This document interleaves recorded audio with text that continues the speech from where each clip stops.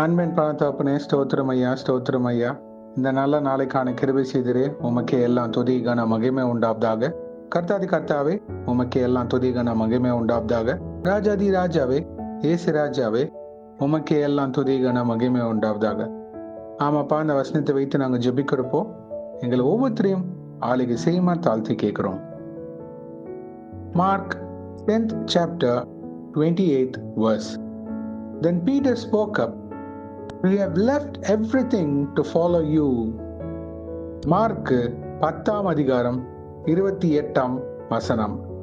அப்பொழுது பேதுரு அவரை நோக்கி, இதோ நாங்கள் எல்லாவற்றையும் விட்டு உம்மை பின்பற்றினோமே என்று சொல்லத் தொடங்கினான்.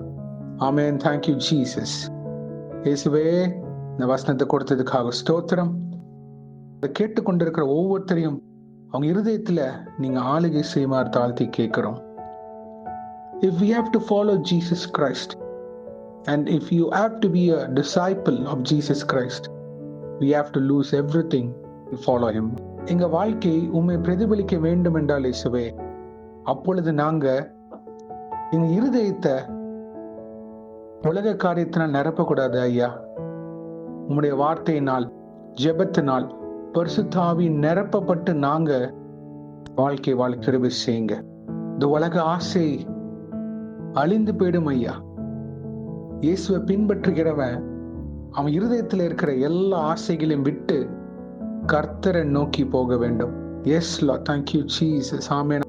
பிதாவே, இது ரொம்ப கடினமான காரியங்களை அநேக பேர் நினைக்கலாம். ஆனா இதான்ப்பா reality. This is the real following of Jesus Christ. என் இருதயத்தில் இருக்கிற ஆசைகள், பேராசைகள், இது எல்லாமே எங்களை விட்டு அகன்று போக வேண்டும் தகப்பனே. அப்பொழுதுதான் ஐயா இயேசு எங்களுக்குள்ள உள்ள வருவார். We have to wash everything in our heart for Jesus Christ to come into us. இங்க இருதயத்துல பொண்ணோ, பொருளோ, காசோ, இந்த மாதிரி காரியங்கள் எங்க இருதயத்துல இருக்கக்கூடாதப்பா. முதலாம் தேவனுடைய ராஜ்யத்தை நாங்க தேட வேண்டும். மேலானவைகளின் நாடுகள் நீங்க சொல்லியிருக்கீங்க தகப்பனே. அப்பொழுது பரலோக ராஜ்யத்தை குறித்து நாங்க மேன்மை பாராட்ட வேண்டும். கிறிஸ்துவ பின்பற்றுகிறவன் அநேக பாடுகள் மத்தியில தான் போவான். ஏன்னா அந்த உலகம் கிறிஸ்துவ அக்செப்ட் பண்ண மாட்டேங்குது. பிகாஸ் மாம்சமும் ஆவியும் எப்பவுமே யுத்தத்துல இருக்க தகப்பனே. Let them understand there is always a spiritual battle that is happening each and every day. ஒரு ஆவிக்குரிய யுத்தம் ஒவ்வொரு நாளும் ஒவ்வொருத்தர் வாழ்க்கையில நடந்து கொண்டே இருக்குன்னு புரிந்து கொள்ள கிருபை செய்யுங்க. இதை மேற்கொள்ளுகிற கர்த்தருடைய பிள்ளையாக திகழ்ந்து நிற்பான். முடிவு பரியந்தம் நிலை நிற்பவனே ரட்சிக்கப்படுவான். ஆமாப்பா, இதை உணர்த்துவீராக இயேசுவே. அவருடைய வார்த்தையை நான் அறிந்து கொள்ள வேண்டும். வார்த்தையை புரிந்து அதன்படி நான் வாழ வேண்டும், கீழ்ப்படிந்து நடக்க வேண்டும். அப்படின்னா இருதயத்துல உலக ஆசை எதுவுமே உட்காரக்கூடாது ஐயா. We have to lose many things to follow you, Lord Jesus. எங்க இருதயம் எதை நோக்கி இருக்கு ஐயா? எங்க கண்கள் எதை நோக்கி இருக்கு? எங்க சிந்தனை எதை நோக்கி இருக்கு அப்படின்னு உணர்ந்து பார்க்க கிருபை செய்யுங்க.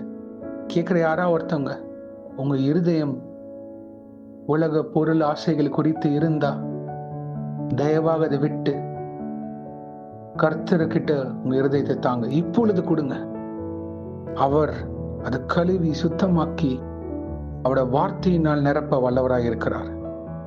Give your life to Jesus Christ. Surrender your life to Jesus Christ. உங்க வாழ்க்கையை இயேசுவுக்கு அர்ப்பணிச்சு விடுங்க.